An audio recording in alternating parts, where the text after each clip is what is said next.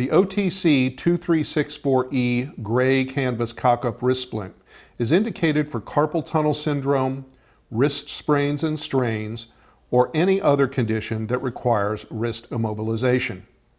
It features a removable rigid metal splint and easy crisscross lace fastening. Some prefer a canvas wrist splint over other styles as it dries more quickly after laundering. With the palm facing downward, measure around the break of the wrist. Check the measurement against the size chart shown on the back of the product carton. After removing the product from the carton, release the two closure straps, allowing them to dangle, and then loosen the lacing arrangement to its fullest extent. Next, remove the metal splint from its casing. This is done to ensure that the splint is properly contoured to the patient's palm and lower arm when the wrist is in a neutral position. Note that the spoon-like shape of this particular splint provides a more comfortable and intimate fit for more effective support.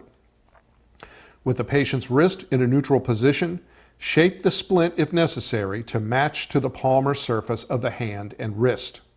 Reinsert the metal splint into the casing.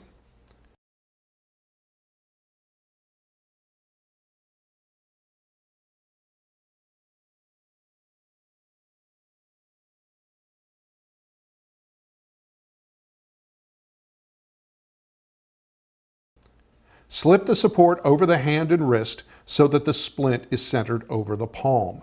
Position the support as far back on the hand as possible. Make sure the thumb goes through the thumb hole and that the patient has full finger dexterity. If finger motion is compromised, the support is too long for the patient's hand.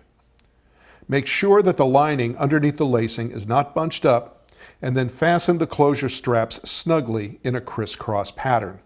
This ensures optimum support and motion control.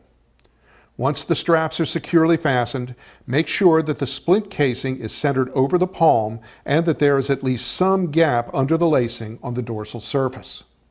If the edges of the glove touch or overlap, the product is too big and the next smaller size should be applied.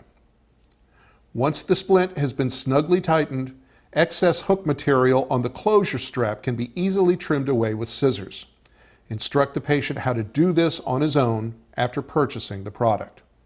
Finally, be sure to go over the laundering and care instructions that are found on the back panel of the product carton.